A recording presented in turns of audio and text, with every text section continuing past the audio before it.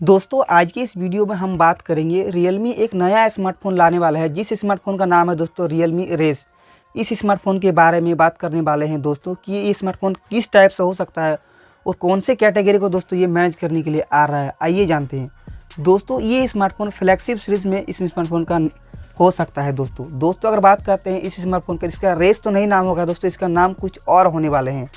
दोस्तों अगर बात करते हैं इस स्मार्टफोन की प्राइस स्पेसिफिकेशन और लॉन्च होने की चांस, तो ये पहले दोस्तों ऑब्वियसली चाइना में जाएगा, उसके कुछ ही दिनों के बाद दोस्तों इंडिया में आने की पूरे चांस है। पहले दोस्तों इसकी स्पेसिफिकेशन के ऊपर नज़र डालते हैं। इसमें दोस्तों हो सकता है 6.67 इंच की एक सुपर एमोलेड डिस्प्ले हो सकता है, सिंगल पंचुअल कैमरा हो सकता है जिसमें 32 मेगापिक्सल का सेल्फी कैमरा होने वाले हैं। बैक साइड में कॉन्डिंग गोरिल्ला ग्लास का 5 का प्रोटेक्शन होने वाले हैं। 64 मेगापिक्सल का रियर कैमरा होने वाला है, 8 मेगापिक्सल का ultra wide, 2 megapixel macro, 2 megapixel का डेप्थ।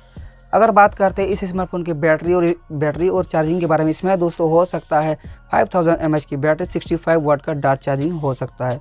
अगर बात करते हैं इसके रैम और स्टोरेज वेरिएंट के बारे में, इसमें हो सकता है UFS 3.1 का स्टोरेज, LPDDR5 का रैम हो सकता है। अगर बात करते हैं इस स्मार्टफोन के बारे में कि इस स्मार्टफोन में परफॉर्मेंस कौन सा आने वाला है, क्वालकॉम स्नैपड्रैगन 888 प्रोसेसर होने वाले हैं, जो लग रहा है कि इंडिया का या चाइना का या पूरा वर्ल्ड का दूसरा स्मार्टफोन होने वाला है क्वालकॉम स्नैपड्रैगन 888 के साथ। ये प्रोसेसर दोस्तों 5nm पे बेस्ड और ये लगभग दोस्तों 7.5 लाख के आसपास इसके इंट्रोड्यूस कर निकल गया है।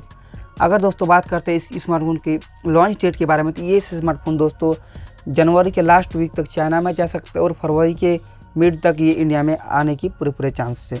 दोस्तों अगर आपको हमारा वीडियो पसंद आया तो इसको लाइक करिए, शेयर करिए, हमारे चैनल को सब्सक्राइब करके बेल आइकन प्रेस कर दिए। मिलते हैं अगले वीडियो में। God bless, smile and happy.